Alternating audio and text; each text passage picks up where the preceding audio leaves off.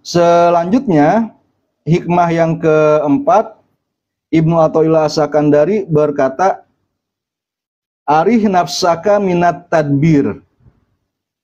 Istirahatkan dirimu dari tadbir, dari perencanaan, pengaturan, dan pengurusan. Fama qama bihi goiruka anka la takum bihi linafsika.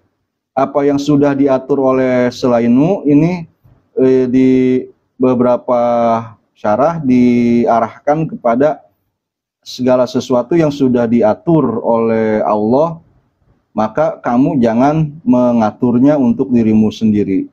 Sesuatu yang sudah diurus oleh Allah, jangan kamu mengurusnya lagi.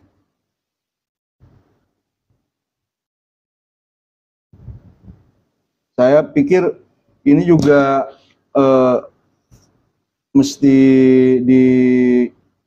dicermati gitu ya, karena cenderung bisa berakibat negatif seperti tadi,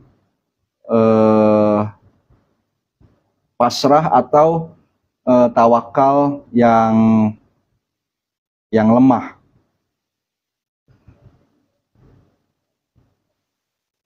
Sementara maksud dari hikmah ini menurut saya yang mudah-mudahan nanti bisa dikoreksi atau dibagikan pandangan dari saudara-saudara semua, adalah bahwa kalau kita sudah menunaikan kewajiban kita, pada saat itulah baru kita pasrah, tawakal, baru kita mundur dan menyerahkan hasil akhir itu diatur oleh Allah Subhanahu wa Ta'ala.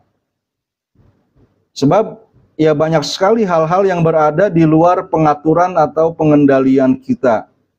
Sistem syaraf, pernafasan, pencernaan, dan peredaran darah itu semuanya nggak mengikuti pengaturan kita. Terus di luar diri kita ada sistem tata surya, fotosintesis, gravitasi, kesuburan tanah, siklus hujan, itu juga sudah diatur.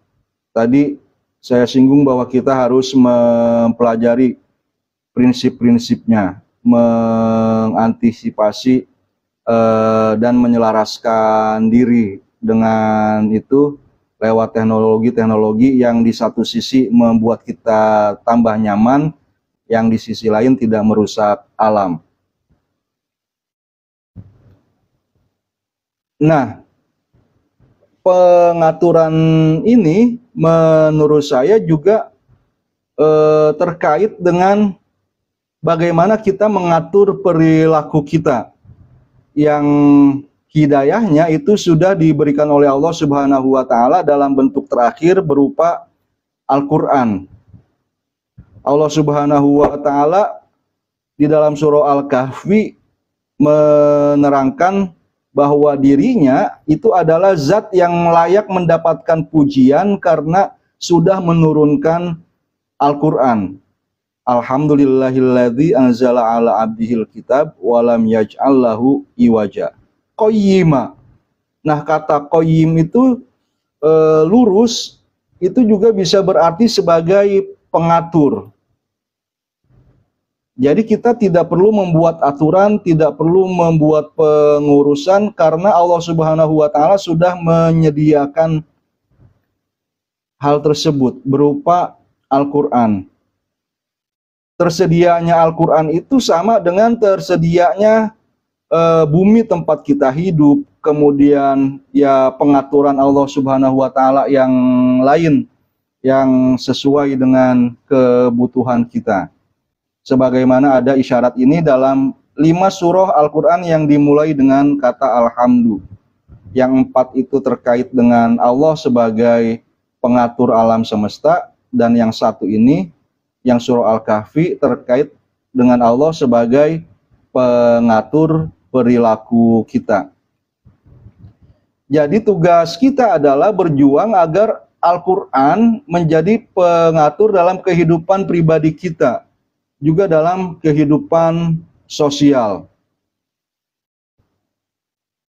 Tapi pertanyaannya, sejak ya manusia ada, pada sejarah nabi-nabi sampai kepada sejarah Nabi Muhammad juga bisa kita lihat, dan terus berlanjut sampai zaman sekarang.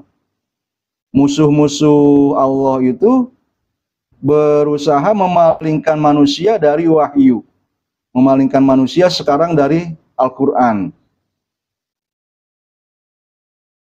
Jadi pada saat mereka melakukan hal tersebut, apa yang harus kita lakukan?